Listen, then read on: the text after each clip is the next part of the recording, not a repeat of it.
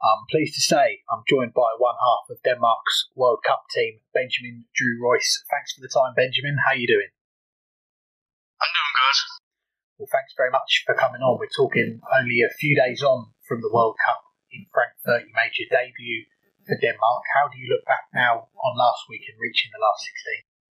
I'm looking back at it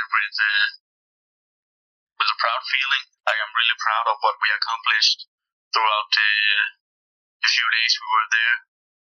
No one expected us to win over Austria, and especially not winning the group. So it's a really good feeling after our presentation.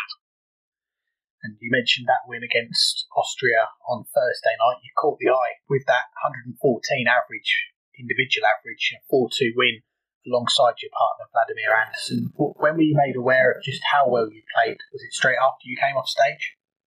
It was almost immediately after I came off the stage. As soon as we were done, I got my phone, I turned it on, and I already saw over 20 messages that all mentioned my average and how well I played.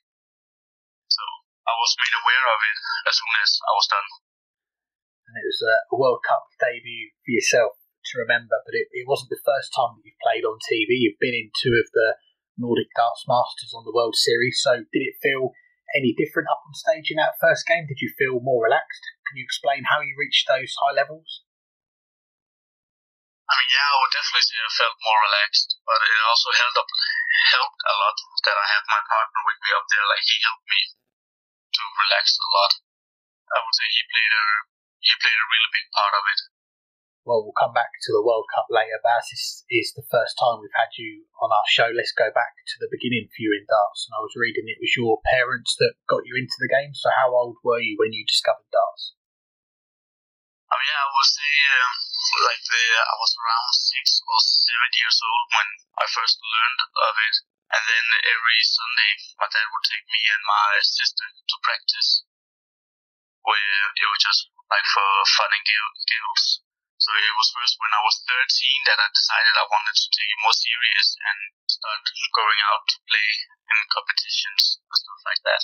Yeah, you mentioned about the competitions. What was the dart scene like growing up in Denmark? Was there a lot of opportunities to play where you were, tournaments, leagues? Talk us through those early years involved in the game.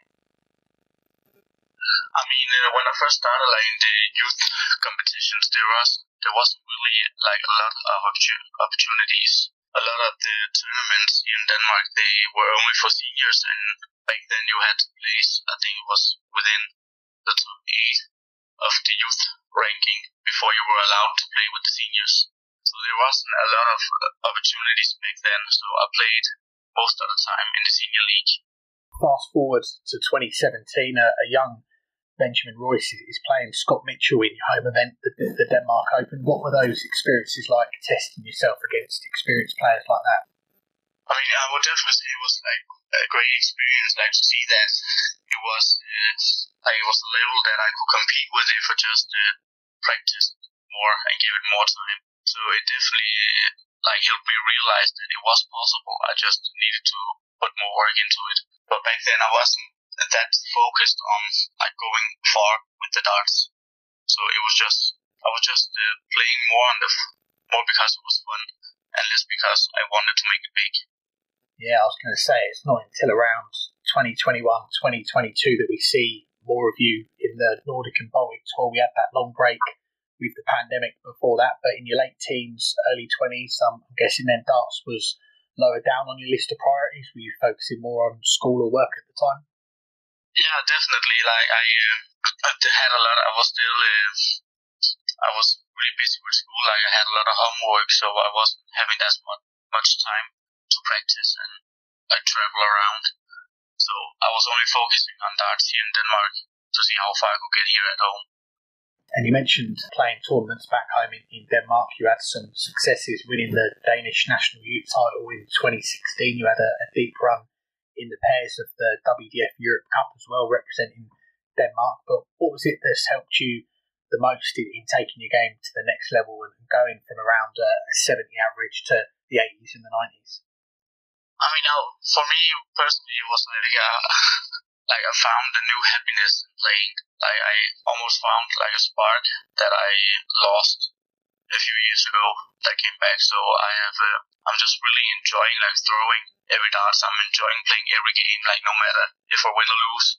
So I think that helps a lot that I just enjoy every moment of it, no matter what the outcome is.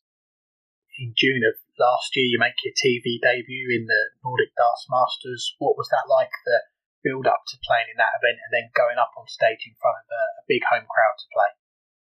I mean, I was definitely nervous because, like you just said, it was my very first time, and I wasn't mentally prepared for it because it wasn't a part of my goal last year to go up there. I had just set a goal for myself that said I was trying out the Nordic Baltic Tour and then see how it goes. So for me to make it like on the big stage, like within half a year or something like that, it was just crazy. Like I wasn't fully mentally prepared for that moment, but it was a great experience, and it's definitely something I'm proudly looking back on. Yeah, I was going to say, although the result didn't go your way that night, how much did you learn from that experience playing on the big stage for the first time, and did it give you that hunger to want to get back up there as soon as you could? I mean, yeah, when I was up there, like I didn't really play the game I know I can, so I was definitely eager to go back on there to just show people what I am capable of doing. So I was definitely looking forward to be on the big station again and see what and show what I really can do. I've been reading some of your interviews with Daniel Tubal, apologies if I've got his name wrong there, from Dartney Hyder website, and at the start of this year you said that you wouldn't be going to Q School because of your studies. Was that a tough decision to make, or did you want to put your work first and go to Q School when you can fully commit to the game? Obviously it was sad that I'm bummed out that I couldn't go, but I always said that like working school is my first priority. So I always said that Q School, I will take it if I get the opportunity and have the time to do it. So the plan is definitely going like in January, because I will most likely have the time this time around. We've still seen you on the PDC's Nordic and Baltic Tour this year, and again making some strides on there. You reached a final for the first time a few months ago. How much has playing on that tour helped improve your game? I mean, it helped me in the way that like difficult level, if you can say that, is much higher than here in Denmark. So I know when I'm up playing in the Nordic Baltic Tour, I have to be more concentrated and I have to really play my game almost every time if I want to make it far. So it definitely helped that I have a goal to practice for. Like I know I have to play around mid-80s every game to be able to win. So that definitely helps a lot that I have to focus of my training and through that raise up my own average. And that final helps get you the second spot in that Denmark World Cup team alongside tour card holder Vladimir Andersen. When you found out that you'd done enough and you were in the team, what was your first reaction? I mean, my first reaction was I was really proud, because that was the goal I had set for myself this year, was to see if I could qualify for the World Cup. So I was definitely proud of it. Said before the tournament that you and Vladimir, you're quite opposite. There is a risk that you two might not click together. So how was last week partnering up with Vladimir? Because it looked like you two got on. I mean, it was a positive surprise for both of us. So we both, when we talked about it, like we both agree and we both are fully aware that we are two like completely different persons personality-wise. So we were both having our doubts about how we will work out, but we talked through it backstage and had a lot of fun moments. So that definitely helped a lot.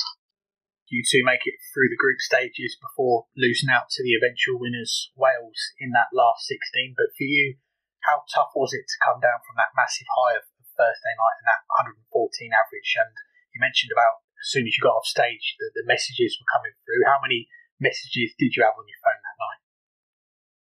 I was having over 20. So it was definitely something I didn't expect, and it did set a mark on me. Like I felt, how can you say? I felt a lot more pressure. I put a lot more pressure on myself because I suddenly felt like I had something I had to live up to.